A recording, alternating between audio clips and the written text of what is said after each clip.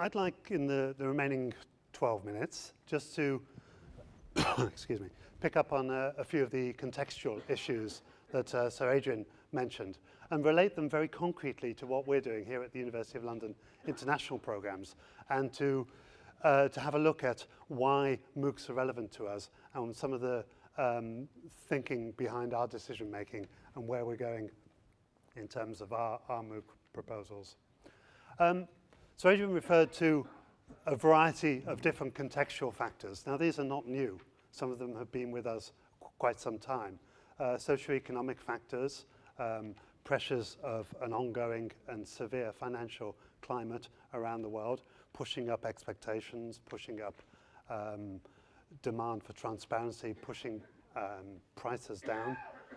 Generational changes, where we see Generation Y as many commentators see this generation as a peer-oriented generation, which looks much more to its peers than its superiors in the old way of thinking, the old knowledgeocracy, if you like. And we also see technological factors coming through. Some of these come together, and there was mention that the first commonly used search engine appeared only 2 decades ago, 1992. I don't know if any of you ever got onto Viola, www, but that was the first time that a search engine was readily available. And to my mind, that changed the world because it changed the way that knowledge could be accessed. And we now have a generation that have grown up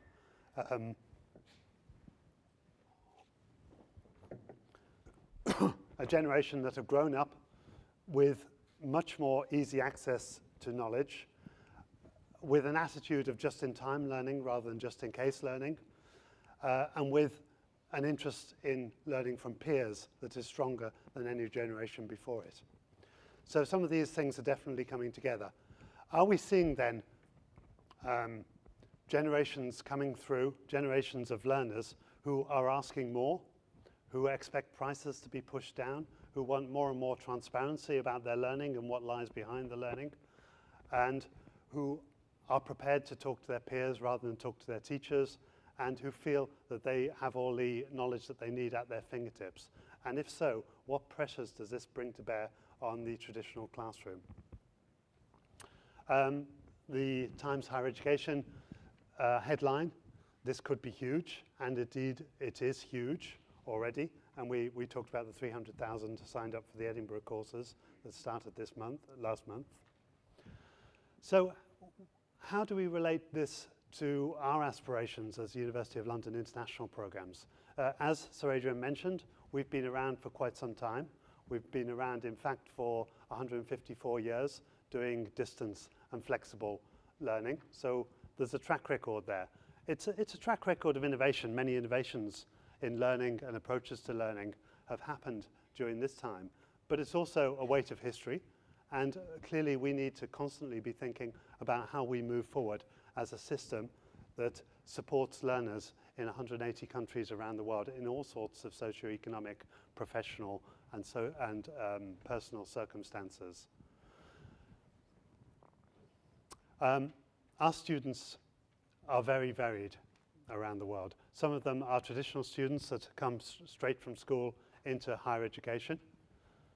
Some of them are mid-career and want to develop their chances in life or re-engineer their career. Some of them are mobile and they're moving around the world and studying in a country that's not their country of birth. Some of them are immobile for one reason or another. Nelson Mandela studied from his prison cell on Robben Island. So we have many types of students, all related to the fact that we are driven by a mission of access and that we're trying to get education out at a reasonable cost to a large number of people in different circumstances around the world. And the other thing that makes our system a little bit unique is a diverse and rich network of independent teaching institutions around the world that now spreads across 40 countries, where students have the choice of studying independently, or they have the choice of signing up in addition for additional support with these institutions around the world. And you can see Singapore Institute of Management, Hong Kong U Space there, and a couple of others. So it's quite an interesting problem that we have in how to move forward as a system, how to remain innovative, how to keep up with what's going on in the world, and how to make sure that our pedagogic approach suits the new generations coming through. The courses that we have launched on Coursera, we've launched 5. We already have, yesterday I think we had 110,000. I imagine we have a few more today. People signed up for these courses. And what we've done is we've designed a set of 5 courses that complement our range of programs available as 4 degrees. These are new courses for us, although they're closely related to programs that we do offer. So we have the creative programming, which is bringing the world of computing to the world of creative technology and creative industry. We have a program in English common law. We have an LLB that is taught in pretty much every country that uses English common law around the world, as well as many jurisdictions that don't use English common law but have to interact with English common law. So this provides an introduction for English common law for those territories that don't have that basis.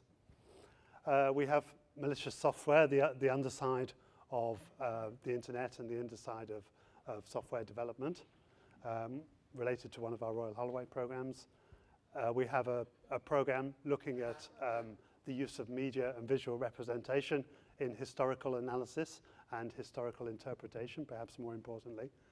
And we have something that introduces you to the basic schools of thought in psychology. So these are the 5 programs we've chosen as our initial offering. Why did we do it, and how does it fit our system? Well, first of all, as has been mentioned both by Sir Adrian and Bill, the access mission is very important. And there is, despite all the commercial pressures, still an access mission involved in the MOOCs. And we believe that this is something we can continue to foster. Of themselves, the MOOCs have engendered a tremendous interest in higher education and higher learning. The nearly 3 million participants in the Coursera platform, for example, as was said earlier, are mostly people who have a first degree, but they want to carry on.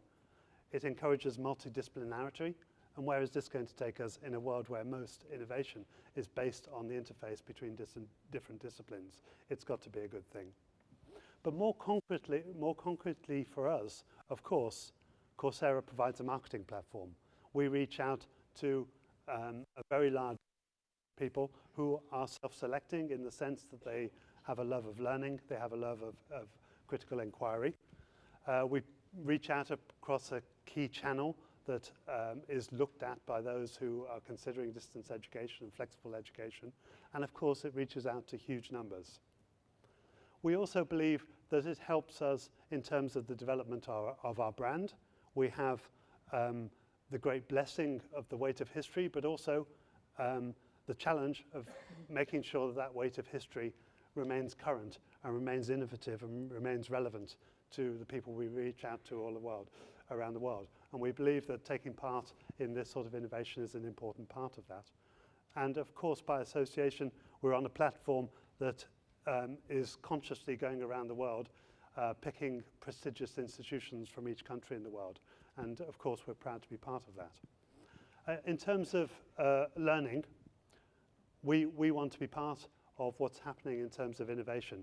Of course, pedagogical approaches are not necessarily radically transformed, and many critics of MOOCs have